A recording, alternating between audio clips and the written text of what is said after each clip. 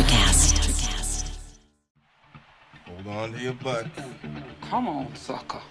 Let's get it on. Oh, you want to fight? You want to fight?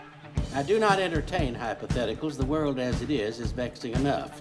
You don't know anybody named Iris? I don't know nobody named Iris. Can I have a piece of toast? I don't give a damn what you think you are entitled to. We are changing the course of history as we see it. That is what Western demands. How could you do this to me? Really, I want to know. Why did you do that? What you feel only matters to you. Step back for 1 minute and look at the big picture.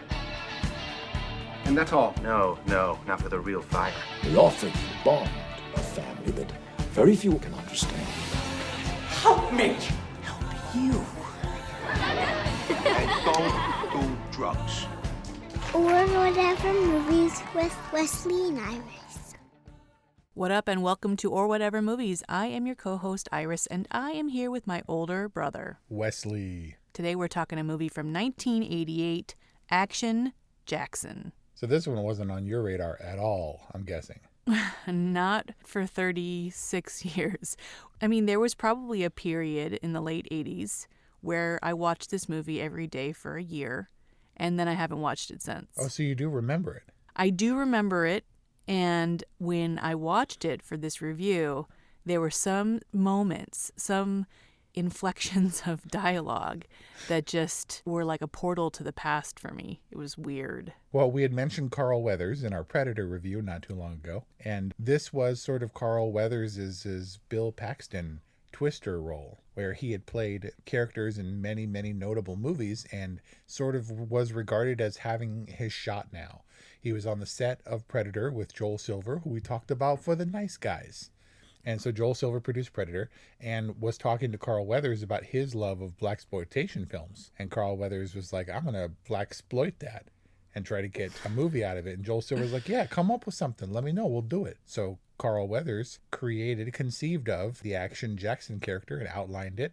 This is meant to be his star vehicle, and you can see it's littered with friends and former co-workers. We have half the Predator cast here. I mean, Sharon Stone is in this film. I don't know if she was Sharon Stone. She wasn't. She was super fresh-faced here, about 3 or 4 years ahead of Basic Instinct, which was her major breakthrough as a star. I recognized the Muffin Man. Who's the Muffin Man? Niffler, the Muffin Man. Neffler, the Muffler Man, who makes the yuppiest bad guy ever. And it's sort of a refined upper-class white dude, and then the gritty on the streets Action Jackson, and the racial tension is kind of there, right? Craig T. Nelson looks down on him and is like, you all know you all look the same and all that stuff. Oh my gosh. Whoa. So pretty awkward. But I guess in that blaxploitation, which is always a weird word to me, kind of vein, it fits, I suppose. So who were the Predator reunion cast? Well, Mac was there. You nearly tore that boy's arm off. Uh-huh. He's got such a great face, and he's got such a great, lovable, mean demeanor in this movie. And I'm not saying that they're super high profile in this movie. I'm saying that this movie tied into my childhood very closely for reasons I'll explain, but I didn't make these weird crossover associations. This movie exists in a weird alternate dimension, non-crossover, strange bubble for me. Then we had Mr. Quick up in the room when Vanity goes and gets her fix. That was Sonny Landham. That was Billy from Predator. Oh, yeah. He stabs him in the shoulder, and then Action Jackson throws him through the window into another window. He's another one of the characters that gets defenestrated in this movie. Mental note, look up defenestrated. Well, the barber, if that's what you can call her, reminded me of that wonderful vocab gem. But what does it mean? It means to be thrown out of a window. Really? Yeah. Man, that's going to have to go on the poster quote. You know what alternate universe this clashes with too? What's that? Back to the Future. That's what I'm saying. So obviously everyone knows Tom F. Wilson, who plays Biff. I know him so keenly from Back to the Future, and I forgot until rewatching that it was him. And he plays such a prominent talky role that I was like, what's happening in my brain? It's like you're on set in the 80s making Predator or whatever, and then you're like, what if we made a movie like this with all these prominent 80s stars? Bloop, bloop, bloop, bloop. and like you dream up Action Jackson and it exists solely in your mind. I feel like this movie exists in my mind. But not only Biff, dude, but Richard L. Duran. Who's Richard L. Duran? Richard L. Duran plays the pool room thug number 3 in Action Jackson, but was also the AK-wielding, top of the VW bus riding Oh, right. dude from Back to the Future. He was it's hot dog time. And in Back to the Future, he goes, "Rrrr!" Do you know what sound I'm talking when he's shaking the gun and he's saying, "Go, go!" When the gun jam going.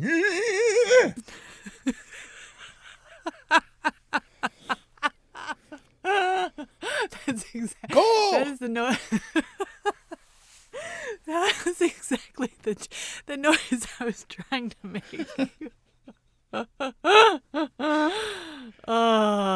Good call, though. You know, he looked vaguely familiar for me, but only because of Action Jackson.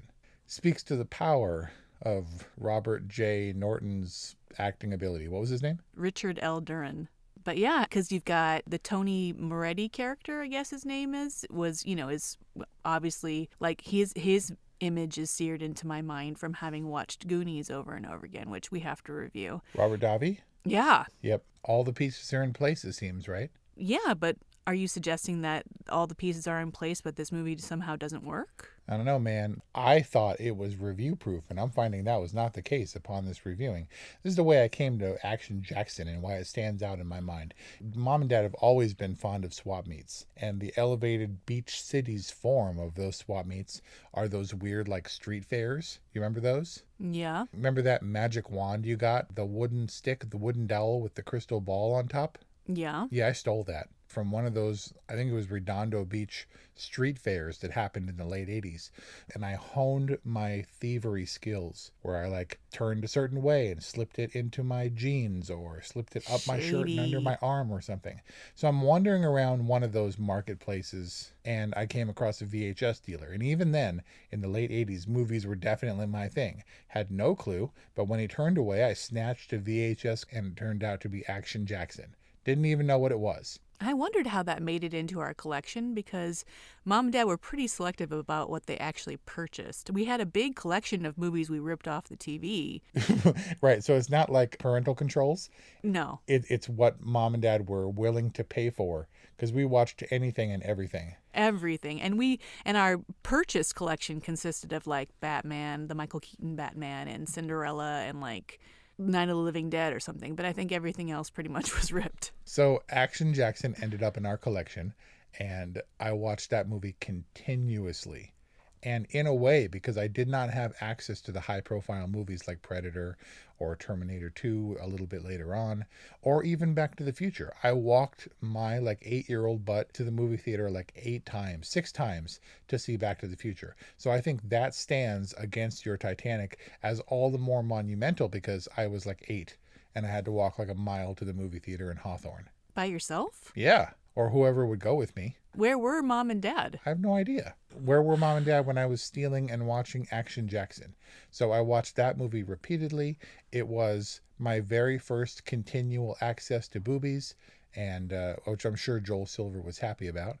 It formed a lot of my opinions about early 80s movies, and it came to typify what I thought those were supposed to be. Well, doesn't it objectively typify what an 80s action movie is? I think it objectifies a lot of things about 80s action movies. And like I said, a lot of things feel like it's in place. He's the larger-than-life, legendary, doesn't even carry a gun cop whose legend precedes him. And he's super buff and muscly. And he has the one-liners and the comic relief recurring character that he would inevitably team up with on some level, right? The kid that gets arrested. Oh, right. Yeah, the purse snatcher. Yeah, and who they really racially profile, by the way. Because they're following him down the street? That's Biff for you. Who said Biff would make a good cop? He might as well just wear a shirt that says, "I steal things."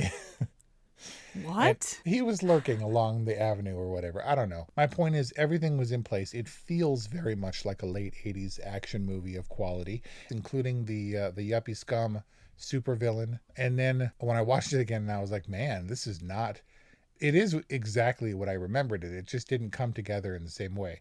It was like in the 80s in Hawthorne, if someone had asked me what my favorite food was, running around as a kid on rooftops and stuff, we all would have said without hesitation, bologna and cheese. And now you eat bologna and cheese and you're filled with nostalgia and you're like, this is not quite as fulfilling as I remember it, because I've eaten many more sandwiches and I've seen many more movies than Action Jackson. Yeah, it's like in quarantine when I was searching for comfort food and I got some Chef Boyardee beef ravioli and a Pizza Hot Pocket, and I had both and was like, these are terrible.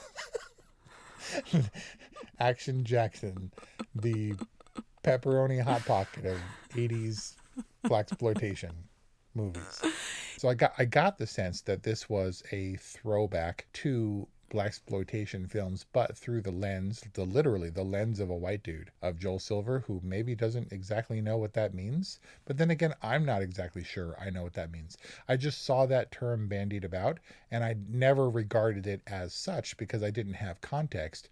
I don't think that Action Jackson was making any kind of social commentary in the 80s, and maybe we can kind of project that onto it now, looking back to it as a cultural relic. But it's really clear that from the poster art, at least, that this was a black James Bond. I mean, he's in a tux, he's got his handgun, he's got the sexy lady all up on, and I think that even if that's not what Carl Weathers was maybe going for, it seems like it's what the producers were going for. I agree, and that's even what Bill Duke said, almost to the letter. He said more specifically that Carl Weathers was intended to be, his culture's James Bond character. They made sure to show him in a tuxedo before he went to his standard jeans and red shirt running around action wear, but he was a lawyer. Harvard Law. And enterprising. He wasn't Arnold out in the jungle fighting aliens or whatever. He just had all the Arnie one-liners. And for some reason, everyone wants to torture Arnie instead of just killing him. And in this movie, everyone wants to just torture Carl Weathers instead of killing him. Barbecue, eh? And you have to give him time to escape. And you have to give him an opportunity to be shirtless and oiled up. Exactly. I don't know how much experience he had with that torch they were going to use to barbecue him, to know that that flame would project all the way across the room to light that dude up with a gasoline can. They were planning to frame him for everyone's deaths. So, were they just going to barbecue him, just a little bit? Yeah, for that nice grilled look. I don't know. It was fairly complicated, right? The plot, to my 10-year-old brain or whatever, crazy convoluted, this plot. It's convoluted in the sense that they force movement from action set piece to action set piece. They are tenuously stitching together these action set pieces. Yeah, we've talked about that before, like in the scope of Mission Impossible. It has the feel of a real backstory because in some ways it's a world we don't understand and so it's inaccessible to us. But for the purposes of action-to-action sequences, we get distracted along the way. So would you consider yourself an expert on Action Jackson? Could I lean on you like I did with Predator? Because I want you to do some translation work for me. Okay, it's going to be tough. Because you remember in that scene when he was like, I don't understand what you're saying. This is exactly what I'm talking about. We can go over it now because I remember a lot of it. But at the time, I literally was like, I don't understand what he's saying. I don't understand what he's saying either. All right, so in plain speak, you're a Big John. I get the sense that those dudes, at least that dude, was interested in him. Thought he was a big cutie. Okay, you're a big cutie. You think I'm a geechee or something, don't you? Get you? Get at you? The caption said geechee. Geechee. You think I'm a geechee or something, don't you? I think we can make an inference. That geechee means... Get at you, maybe. Okay. Don't Bogart me Lightfoot. No clue. But I know these lines. I know what you're gonna say. I just don't know what they mean. All right, what's the next line? Ain't nothing we like better than to take a Tom slick like you and have a little blanket party. Oh my God. Do you have that written down or you literally remember that? I remember it. It has no association in my mind at all. What does it mean? I don't know. See, you be a Charlie Irvine. Oh my God. And we go tap dance on your lips. No clue. Who's Charlie Irvine? I'm guessing he was a dancer. I don't know. Life is hard, but finding a really great podcast makes the days go by so much easier. Hi, my name is Blue Telusma. I'm a writer, an emotional intelligence coach, and the host of Humanize with Blue Telusma, a podcast where we believe that when you humanize everyone in the room, a great conversation is almost guaranteed. Join us every week here on Electricast as me and my guest co-hosts unpack big topics and interview even bigger personalities with a sense of humor and a dash of mischief. If you're looking for a new best friend in your head, we've got you covered. Electricast. And the last line? And then we're going to deprive you of your friggin' frack. Now that part I got. Oh my God. No clue. And he's like, I don't understand a word of it. And I'm like, me neither. Wow. But they were funny, colorful bad guys, as all of these 80s movies were. And there was a lot of jargon from some of my favorite movies. I had no clue what Indiana Jones was talking about some of the time. Didn't care. Fine. You didn't understand it in 1988, but when you watch it now, you understand it. When I watched that scene, which I watched a couple of times to see if I could actually process it, I was like, I have no idea what he's talking about. As a fully formed adult with world experience, what is he saying? Exactly. I had no clue what she was doing. Mr. Quick is a bad man in a hotel room who's sticking Vanity with a needle. And you don't do that. That's mean. I had no idea why she was in that dude's room. I just knew he was a bad guy and deserved to be thrown from window to window. So she sidled up to him and was like, I'm going to be your woman. You just give me a hit. I don't know. I didn't know what a hit was. I didn't know what a junkie was.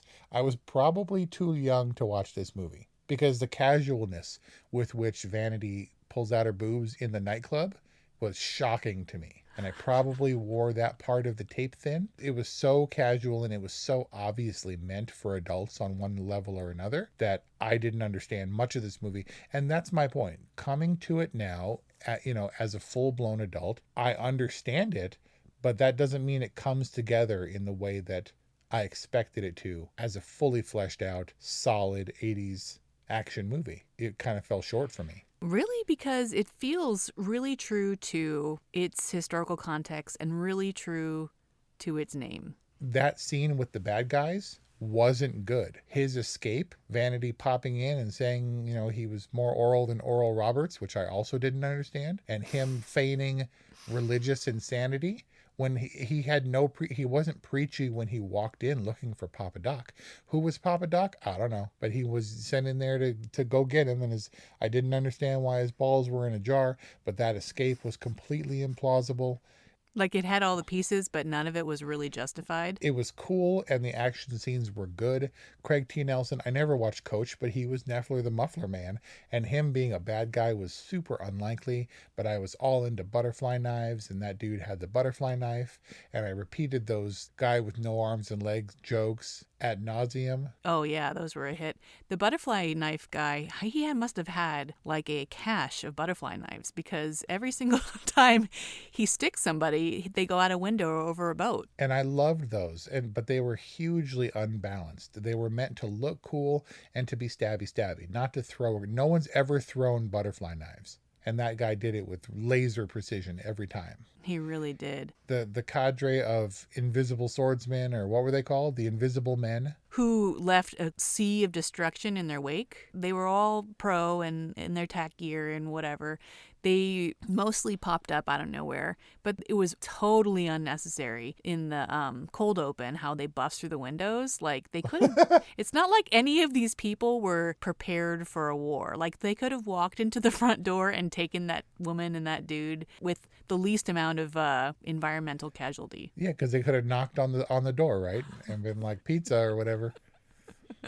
Except they had to, 3 people had to crash through windows and then another one had to crash through the skylight. It's what I'm saying, man. The question is Action Jackson self-aware? Or does it really think that it's pulling something over on us? I don't think it's meant to play as a self-aware comedy. I mean, Sharon Stone had talked about this movie and how she's not overly fond of action movies, which is funny considering she did Total Recall around this time and lots of other movies like that.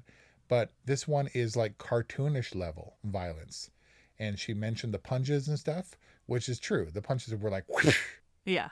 If anybody knows how close you need to be to land or throw a punch, it's Carl Weathers, who played Apollo for 4 films at that point. Well, I mean, at least he's got some credibility because Craig T. Nelson is not a convincing martial artist. He had obvious stunt doubles, but in a way, I think he was appropriately menacing. I was scared of him and didn't like him because of this role. So when Action Jackson is on top of the taxi, and the taxi, instead of running into a car, somehow launches off of the car as if it were a ramp, and then flies into a auto mechanic garage or something like that. Like, the filmmakers can't expect us to take that seriously, right? They did that purely for spectacle because we were all in agreement that we would, as an audience, go, yeah. Au contraire, ma chère. Joel Silver can definitely do that. We want them to deliver the action, and they did. And so we're all in agreement. Except something didn't feel quite right. Why doesn't Action Jackson endure? Why have you not thought about this movie in 38 years or whatever? It's because critics like us haven't anointed it and brought it back to people's attention and canonized it. This movie did respectably at the box office. I don't think it was a runaway hit, but it disappeared because they couldn't follow it up. It's strange. It exists as kind of the action movie that time forgot. I watched this movie a million times. And then when I was browsing HBO, I was like, holy cow, Action Jackson. I have to watch this immediately. And then I watched it, and it was so closely tied to some of the other movies we talked about. I was like, you need to watch this and we need to review it.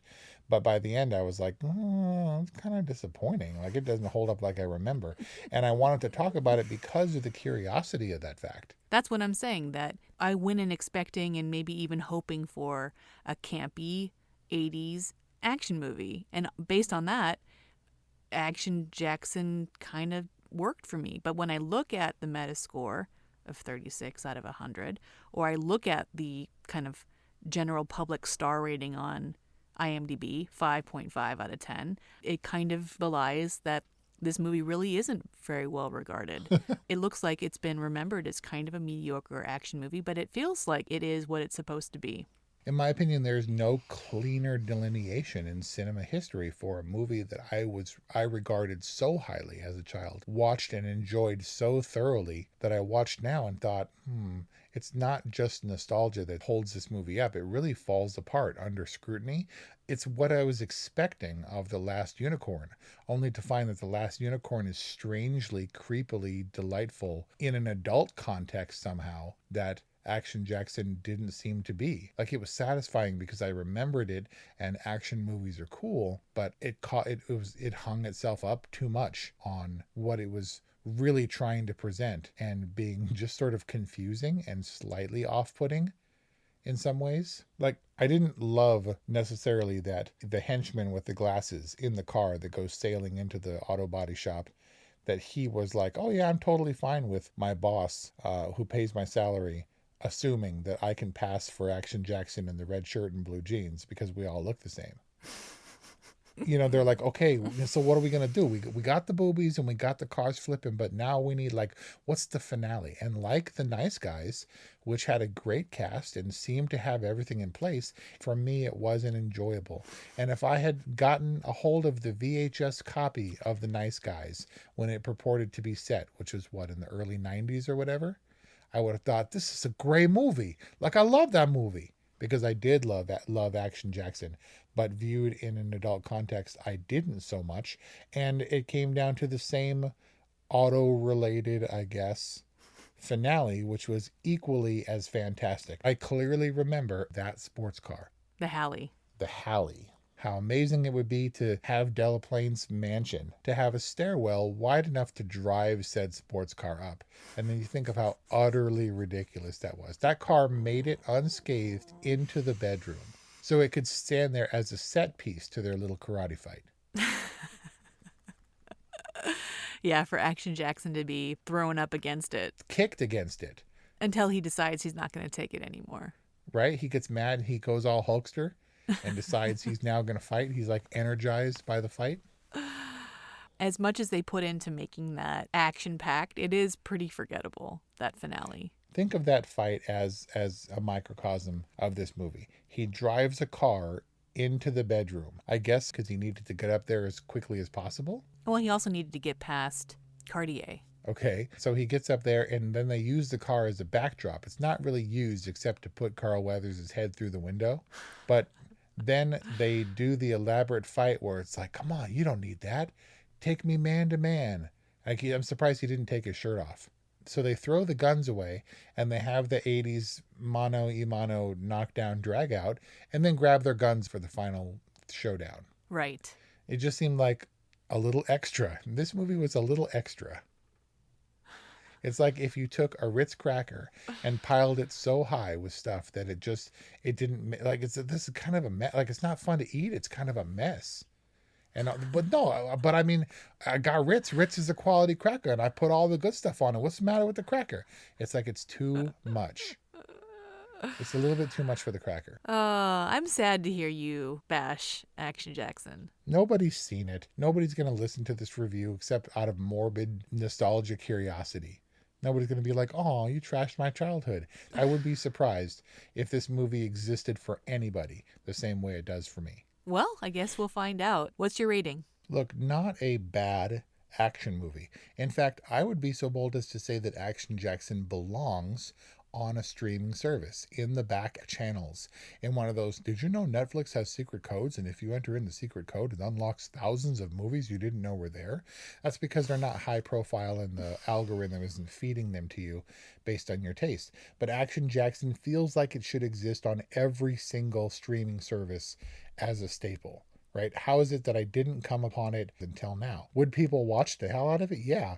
Does it stand up? Not really. Because everything is in place and it doesn't quite work for me in the same way it did, which I was also very sad about.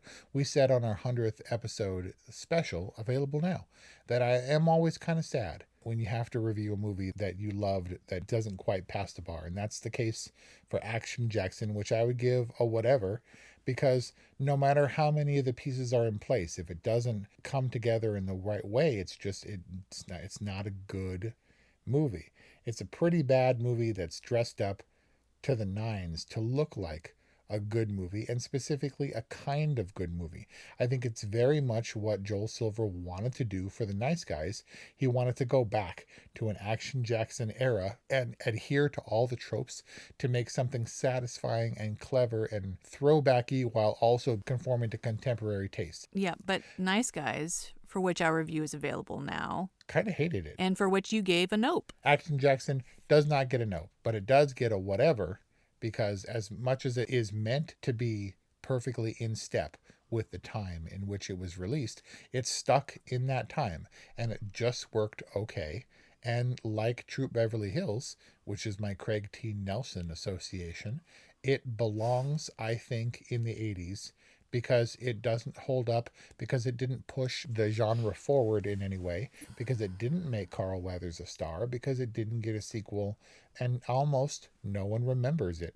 Action Jackson, a standout relic of late 80s action filmmaking, which I believe delivers on the promise of its premise, which was to go to 11 and to be fun. I feel like it's kind of progressive in its depiction of a black action hero. This was a big movie with people of color in primary roles. Action Jackson, for me, works, and I give it a good. So that's our review on Action Jackson, available now on HBO Max. Did anybody else watch and love this movie like Wes did? 818-835-0473 or whatevermovies@gmail.com. I'm saddened by your review, Wes, but I understand where you're coming from, but have to say that I disagree and that Action Jackson worked for me. Look, I love Carl Weathers. He's a big cutie, and I really wanted good things for him. He seems like the perfect person to be, I guess, if there was going to be a black superstar, to do it. He is the perfectly sculpted body. He's intelligent and sharp and a good actor, I think. And after this movie, he kind of disappeared, stepped away, and tended cows for like decades, and then showed back up much older and maybe a little wiser in The Mandalorian. So we still have Carl Weathers around. I didn't think that was going to be the case. I thought he was driven out for good. So I'm grateful that we have Action Jackson, but I wouldn't say it's his finest moment. To our Patreon patrons, thank you for your support. Thank you. We can't do it without you, and we hope that you enjoyed our review on Action Jackson. We'll see you next time. Welcome to Ringside with Ray and Prince. My name is Ray Leonard Jr. Oh, is that the dad? No, that's just my dad. My name is Prince Daniels Jr.